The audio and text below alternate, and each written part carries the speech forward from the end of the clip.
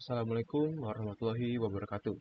Perkenalkan, nama saya Ahmad Atta dengan NIM 444 32 494 dari kelas 2C mata kuliah Ekologi Perairan. Pada video kali ini, saya berkesempatan untuk membuat mini teaching terkait ekosistem terumbu karang. Tanpa banyak berbasa-basi, langsung saja kita ke pembahasannya. Oke, what was discussed? Apa yang akan kita diskusikan? Pertama, definisi terkait penjelasan singkat terumbu karang. Kedua, keragaman dan persebaran meliputi tipe, jenis, dan tempat terumbu karang. Tiga, ada fungsi dan manfaat mengetahui sisi mutualisme dari terumbu karang. Keempat, ada ancaman dan bahaya membahas potensi rusaknya ekosistem terumbu karang.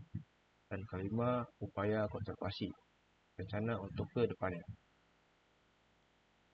Oke, masuk ke definisi. Apa itu terumbu karang? Terumbu karang adalah ekosistem laut yang terbentuk dari struktur kalsium karbonat atau kapur yang dihasilkan oleh organisme karang bernama Cnidaria atau koral yang hidup bersimbiosis dengan alga zooxanthellae. Struktur ini berkembang selama ribuan tahun, bentuk habitat kompleks yang mendukung kehidupan berbagai biota laut. Nah, pada gambar di sini terdapat ilustrasi. Ini merupakan terumbu karang, ini hewan karang, si polip, dan ini itu ada si biotanya atau alga, si zooxanthellae.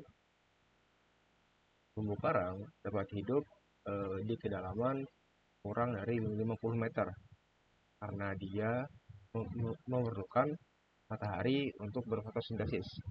Jadi selama ada cahaya matahari yang masuk ke dalam perairan laut, dia bisa hidup. Nah, di sini terdapat jenis terumbu karang ya. Ada soft coral dan hard coral. Soft coral atau ahermatipik itu saat mati dia tidak menghasilkan endapan CaCO3 atau kapur. Sedangkan hard coral atau karang keras yang disebut hermatipik dia akan menghasilkan endapan berupa kapur saat dia mati. Dan ini merupakan eh, anatomi dari si zooxanthellae-nya. Terdapat tentakel, mulut, dan bagian organ vital lainnya. Masuk ke aneka ragaman dan persebaran. Secara geografis, terumbu karang tersebar luas di perairan tropis dan subtropis, khususnya di wilayah yang memiliki rentan suhu antara 23 derajat hingga 29 derajat Celcius, dengan kondisi air jernih, dangkal, dan salinitas yang stabil. Kawasan dengan keanekaragaman yang tinggi terdapat di Coral Triangle atau segitiga terumbu karang yang meliputi Indonesia, Filipina, Malaysia, Papua Nugini, Timor Leste, dan Kepulauan Salomon. Indonesia sendiri menjadi pusat keanekaragaman global dengan sekitar 500 dari 800 spesies karang di dunia yang ditemukan di wilayahnya. Selain Coral Triangle, wilayah Great Barrier Reef di Australia dan Karibia juga menjadi pusat penting persebaran terumbu karang, meskipun dengan keragaman spesies yang rendah, menurut Robert et al. 2002 dan Hatch et al. 2017. Next, masuk ke jenis terumbu karang. Seperti slide sebelumnya, terdapat hard coral dan soft coral. Nah, hard coral terbagi menjadi dua genus, yaitu Acropora dan non-Acropora. Mari kita bahas. Acropora. Acropora ini jenis terumbu karang yang dapat tumbuh panjang dan lebar. Terus daya pertumbuhannya itu dia cepat, tetapi dengan apa ya rangka yang sedikit rapuh. Contohnya itu ada Acropora branching, Acropora tabulet, Acropora digitata, Acropora submassive, dan Acropora encrusting. Selanjutnya ada non-Acropora. Nah, non-Acropora ini kebalikannya dari si Acropora.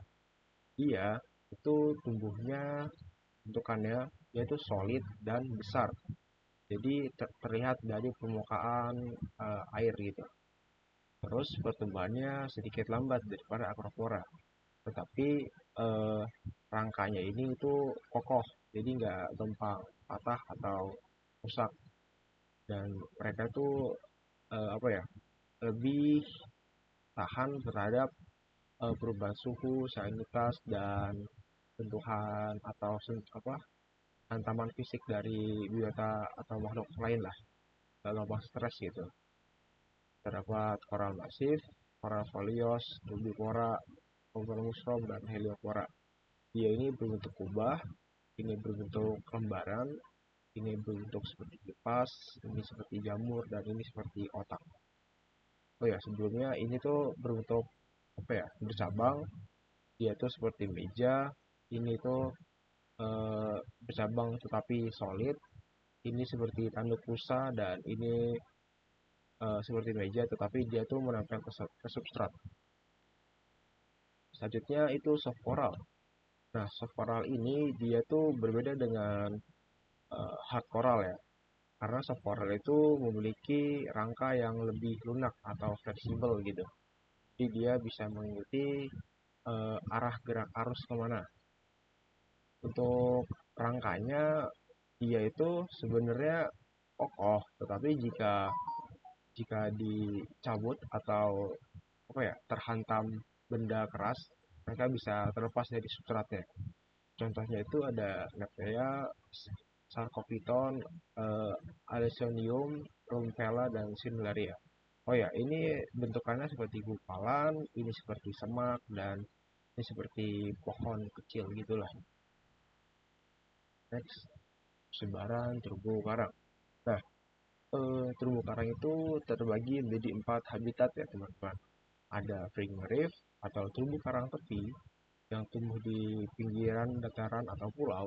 Kedua ada Barrier Reef atau terumbu karang pangkalan, itu biasanya tumbuhnya agak jauh dari daratan, fungsi untuk melindungi daratan dari apa ya ombak besar gitu lah. Terus ketiga ada atol terumbu karang yang tumbuh mengelilingi laut. Ini hasil dari erupsi gunung vulkanik bawah laut ya.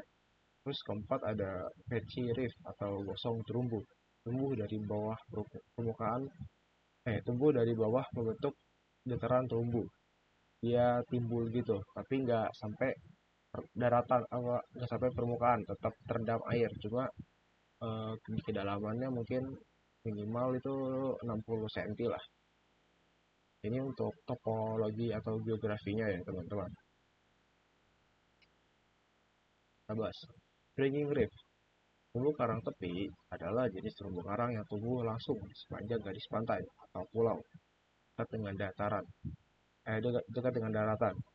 Terumbu karang ini merupakan jenis terumbu karang yang paling umum dan memiliki peran penting dalam menjaga ekosistem laut dan melindungi garis pantai. Spring Reef ini dia itu tumbuh dan bentuknya itu mengikuti garis pantai yang ada di pulaunya. Contohnya itu ada di Pulau Tunda, utara Pulau Jawa. Selanjutnya ada Great Barrier Reef. Great Barrier Reef adalah sistem terumbu karang besar di dunia, terdiri dari sekitar 2.900 terumbu individu dan 900 pulau, membentang dari 2.300 km di Laut Koral, Australia. Sistem ini menjadi habitat bagi ribuan spesies laut dan merupakan situs warisan dunia UNESCO sejak 1981. Nih, teman-teman. Ini contohnya ada di Australia ya, di Laut Koral. Lalu selanjutnya ada atol. Atol ini terbentuk dari letusan Gunung Merapi yang terabrasi menjadi sebuah kawah dalam di tengah laut dan bentuk sebuah pulau yang berbentuk seperti cincin. Biasanya terumbu karangnya itu apa ya, tumbuh mengikuti lekukan si bekas letusannya di sini nih biasanya. Ini terletak di Kepulauan Marshall. Terus ada Patchy Reef atau terumbu karang terumbu gosong. Ini tuh kelompok kecil terumbu karang yang terletak terpisah di dasar laut, laut datar atau laguna. Mereka sering muncul di daerah perairan dangkal dan tidak mengikuti bentuk garis pantai atau pola cincin seperti atol. Jadi dia tuh ada di pulau, bukan pulau ya, kayak daratan, tapi masih terendam air. Terus tumbuhnya itu nggak mengikuti si bentukan pulaunya, di tengah-tengah itu secara abstrak. Ini contohnya itu ada di Kepulauan Seribu di Jakarta.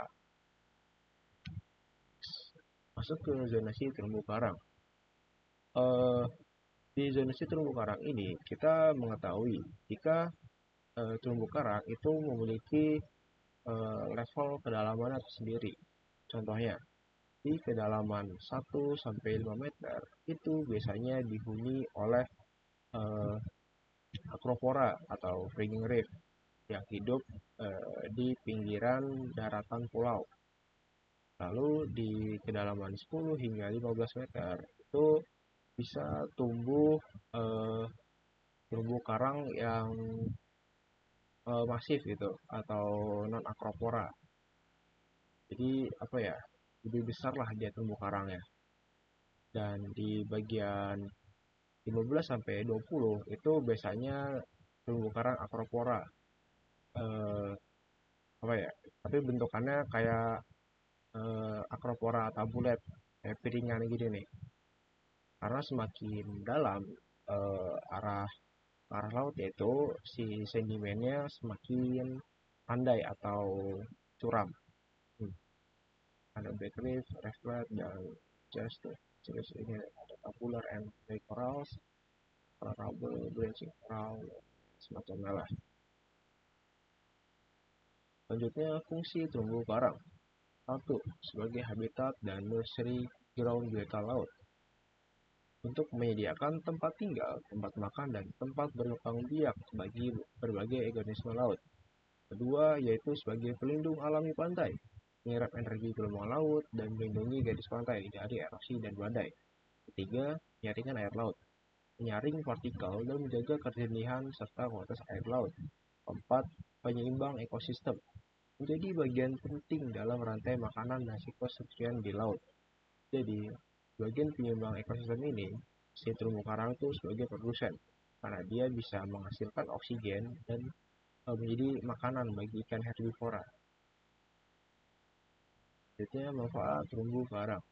Pertama itu ada ekosistem perikanan, mendukung mata pencarian nelayan karena menjadi habitat ikan-ikan konsumsi seperti ikan kerapu, lobster, dan macam-macamnya. Kedua, sebagai pariwisata bahari, menarik wisatawan untuk bersnorkeling, diving, dan ekowisata lainnya. Ketiga, ada sumber bahan obat, potensi bahan bioaktif untuk pengobatan seperti anti kanker dan antibakteri. Keempat, ada pengendali perubahan iklim, berperan dalam siklus karbon dan membantu mitigasi dampak perubahan iklim. Selanjutnya ada ancaman dan bahaya terumbu karang. Eh, apa ya? Terhubung dengan pembahasan sebelumnya, ancaman global yaitu eh, si terumbu karang ini eh, sangat sensitif terhadap perubahan sedikit di air itu. Jadi contohnya ada ocean warming up atau perubahan atau eh, pemanasan global. Kedua ada asidifikasi laut dan ketiga ada kenaikan permukaan laut. Nah, kenaikan permukaan laut ini bersangkutan dengan pemanasan global. Jadi saat panas bumi tidak bisa keluar dari atmosfer, dia akan memantulkannya kembali ke si bumi ini dan menyebabkan es di kutub utara dan di kutub selatan itu menjadi cair sehingga menyebabkan asidifikasi laut atau perubahan pH dan kenaikan permukaan laut yang menyebabkan perubahan kedalaman dan perubahan salinitas air laut. Lalu untuk ancaman lokal yaitu terdapat destructive fishing atau cara memancing ikan dengan cara meledakkan eh, si ikan atau dengan bom. Terus kedua ada limbah dan polusi. Limbah dan polusi ini dapat berpotensi menutupi si polip untuk mencari makan karena eh, padatan tersuspensinya itu bisa mengganggu si aktivitas polip. Ketiga ada reklamasi dan pembangunan infrastruktur. Ini yang sedang hangat-hangat dibicarakan ya, kayak di PIK 3 itu rencana reklamasi dengan apa ya, mengeruk sedimentasi laut yang terdapat di laut mana gitu. Terus si pasirnya dituang dipindahkan, dialokasikan ke daerah yang akan dibangun si pembangunannya. Itu dapat menyebabkan polusi dan padatan spesiesnya itu berterbangan atau berkeliaran di sekitar laut yang menyebabkan terumbu karang di sekitar terganggu aktivitas fotosintesisnya karena si apa ya, polipnya itu tertutup oleh padatan suspensi yang menyebabkan terumbu karang mati. Nah, di sini ada ancaman biologisnya. Terdapat penyakit terumbu karang dan hewan invasif atau pemakan terumbu karang. Penyakit terumbu karang itu diantaranya ada brown bandisae, black bandisae, pigment spot disae, dan tumor. Nah, untuk ini itu namanya bintang laut mahkota duri. Dia itu eh, hewan yang memakan si bintang laut ini. Jadi kalau istilahnya mah hama lah ya. Oke, yang terakhir itu ada upaya konservasi. Upaya konservasi terumbu karang dapat dilakukan untuk menjaga kelestarian ekosistem laut dengan cara eh, rehabilitasi dan transplantasi untuk menjaga eh, pengawasan terhadap praktik perikanan dan pariwisata agar tetap ramah lingkungan. Dan itu keterlibatan masyarakat lokal dan kebijakan pemerintah yang tegas jadi kunci keberhasilan konservasi jangka panjang. Nah, di foto ini adalah contoh konservasi terumbu karang dan cara transplantasi terumbu karang. Dan ini adalah contoh wisdom ya, atau artificial reef, media untuk menanamkan terumbu karang. Oke, mungkin cukup sekian mini teaching dari saya. Kurang lebih yang mohon maaf. Sekian dan terima kasih.